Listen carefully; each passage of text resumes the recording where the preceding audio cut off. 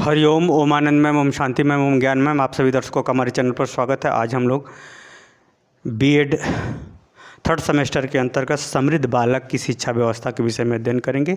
वैसे अगर हम देखें तो सामान्य तौर पर जो प्रतिभाशाली वाले बालक होते हैं उन्हीं की शिक्षा व्यवस्था समृद्ध वाले बालकों के लिए भी की जाती है। फिर भी इस वीडियो के अंतर्गत एक सामान्य शिक्षा प्रारूप के विषय में हम बताने का प्रयास करेंगे। वास्तव में अगर परीक्षा में विस्तृत वाले में पूछता है, विस्तृत प्रश्न के अंतर्गत ये पूछता है, तो जो प्रतिभाशाली वाले बालकों की शिक्षा व्यवस्था बताई गई है पिछले वीडियो में, प्लेलिस्ट में चले जाइए, चैनल के अंदर प्लेलिस्ट में चले जाइए, वहाँ से पढ़ लीजिए। तो जो पिछले प्रतिभाशाली वाले बालकों के विषय में शिक्षा व्यवस्था जो पिछले वीडियो में बनाई गई है उसी को आप लिख दीजिएगा इसमें। अगर वैसे पूछता है, जनरल में पूछता है, लघु उत्तरी में पूछता है, तो इसको आप लिख सकते हैं। फिर भी एक सामान्य जानकारी देना मेरा फ़र्ज़ है, इसलिए मैं इसको बता रहा हूँ। आइए हम लोग देखते हैं। अगर समृद्धशाली बालकों की बात करें, टैलेंटेड बालक की अगर हम बात करें, तो ऐसे बालकों को जो है शिक्षा व्यवस्था देते समय कुछ निम्न बातों को ध्यान में रखते हैं। जैसे पहला है अतिरिक्त विषय। जैसे उसे सामान्य बालकों के संग सामान्य विषय तो पढ़ाना ही चाहिए, क्योंकि चूँकि वो कम समय में ही याद कर लेता है, समझ लेता है, उसके हर पहलू को पकड़ लेता है। तो उसके संग संग उसको अतिरिक्त विषय एक जो है प्रोफेशनल कोर्स करा देना चाहिए या अतिरिक्त विषय उसे पढ़ाया जाना चाहिए। क्योंकि ऐसे बालकों को कहते हैं पर्याप्त पढ़ने का, सीखने का अवसर नहीं प्रदान करेंगे तो दुष्टता बढ़ जाती है। तो ऐसे बालकों को जो है उनके विषयों के अंतर्गत, उनके दायित्वों के अंतर्गत उसे हमेशा व्यस्त रखने का प्रयास करना चाहिए। क्योंकि ऐसे बालक अगर पाठ समय में उनको मिला तो फिर वो बिगड़ने की स्थिति ज़्यादा हो जाती थी, इसलिए उनको अतिरिक्त विषय का शिक्षा करा। अगला है दूसरा सृजनात्मक कार्य। यानी निर्माणात्मक कार्य, जैसे कला वाला कार्य है, कला, चित्रकला, पेंटिंग बनाना, ये चीज़ ऐसी है, कुछ ऐसा क्या सुधार किया जाए कि और सुंदर हो जाए। सृजनात्मक कार्य, किसी चीज़ में सुधार करना, किसी चीज़ का खोज करना, किसी चीज़ में जो है परिवर्तन करना, और किसी चीज़ का कुछ ऐसा चीज़ बनाओ कि बहुत अच्छा लगे। तो यानी सृजनात्मक गतिविधियों को बढ़ावा देना चाहिए। जैसे कि ये समस्या है, इसको हल कैसे करोगे, तो सृजनात्मक। ये समस्या है, इसका कारण क्या हो सकता है, तर्क दो। तो एक प्रकार से जो है ये सभी गतिविधियाँ एक सृजनात्मक गतिविधि को जन्म देती है। तो ये सृजनात्मक कार्यों में से उलझा के रखना चाहिए। जैसे आप गेम जो खेलते हो, गेम में कुछ ऐसे गेम होते हैं जिसको आप जो है बहुत मेहनत, बहुत तर्क के साथ खेलोगे तब जाके वो सक्सेस होगा। तो वहाँ उसके मानसिकता को सही दिशा मिलती है। आगे है प्रशिक्षण। ऐसे बालकों को प्रशिक्षण दे देना चाहिए।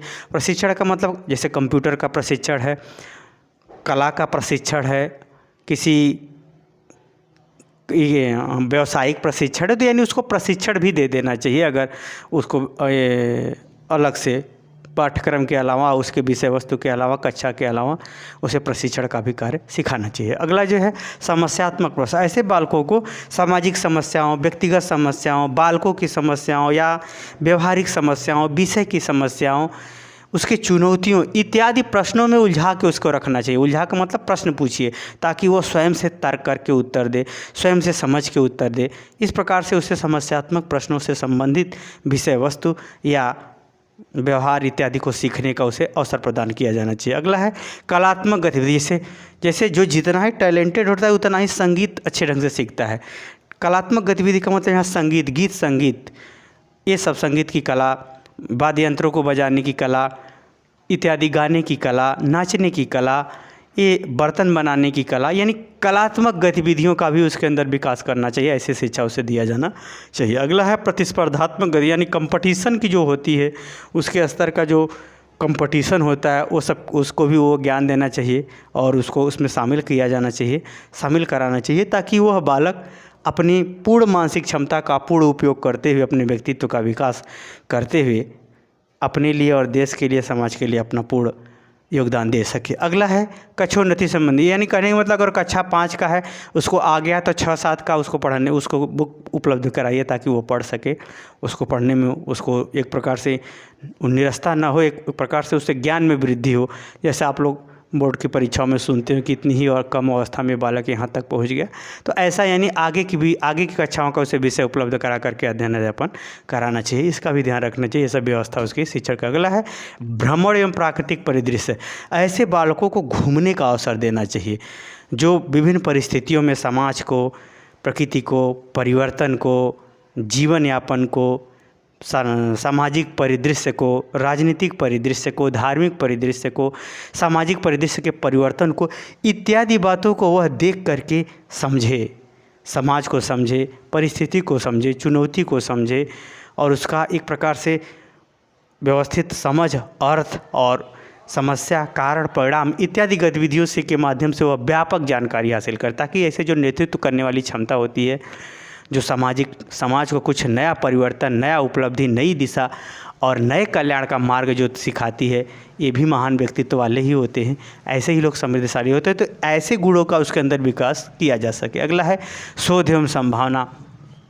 उसको शोध के लिए, किसी समस्या चुनौती के हल करने के लिए या नई चीज़ों को खोज के लिए प्रोत्साहन करना चाहिए। साथ में ही अगर कोई समस्या है घर की या उसकी संभावना क्या है हल होने की, कितना प्रतिशत है, कितना %, समस्या के समाधान हेतु संभावनाओं और उसके वास्तविक निराकरण हेतु शोध की गतिविधियों इत्यादि संबंधी बातों से उसे परिचित कराना चाहिए। उस प्रवृत्तियों को बढ़ाना चाहिए ताकि वह स्वयं, क्योंकि ऐसे बालक होते हैं जो आत्मनिर्भर होते हैं, स्वयं के आधार पर ही वो कुछ करने की ठानते हैं। जैसे ही आपसे वो कोई ज्ञान समझे तो उस आधार पर वो स्वयं से मेहनत करके आगे बढ़ जाते हैं। तो ये जो शोध और संभावनाओं, यानी भविष्य की क्या संभावना है किस विषय की, और उस संभावना में क्या खोजना है और उस संभावनाओं का क्या स्वरूप होगा, इन सब बातों को कैसे खोज करके वहाँ तक पहुँचना है, इन सब बातों में उसे रुचि बहुत ज़्यादा होती है और वह अपनी मानसिक क्षमता, चिंतन क्षमता, सोच क्षमता, ज्ञान क्षमता इत्यादि को वह प्रयोग करके वह उसका समाधान या हल निकालता है। तो इस प्रकार से इसकी विभिन्न क्षमताओं का विकास हो जाता है। ये तो मैंने बताया एक जनरल वे में मैंने बताया, समझाने का आपको कोशिश किया। विशेष वे में, व्यापक वे में अगर आपको इसके बारे में लिखना है तो जो प्रतिभाशाली वाले बालकों के लिए बताया गया आप वही लिखेंगे। सामान्य वे में ये जानकारी आपको इतना होना आवश्यक है। मुझे उम्मीद है कि आप समझ गए होंगे एक समृद्धशाली यानी टैलेंटेड बालक के लिए कैसे पाठ्यक्रम की व्यवस्था करनी चाहिए या किन किन बातों को ध्यान में रख करके उसके पाठ्यक्रम का निर्माण किया जाना चाहिए। समझ में आ गया है तो कमेंट बॉक्स में ज़रूर बताइए। साथ ही मेरे चैनल को लाइक शेयर सब्सक्राइब भी कीजिए। हरिओम।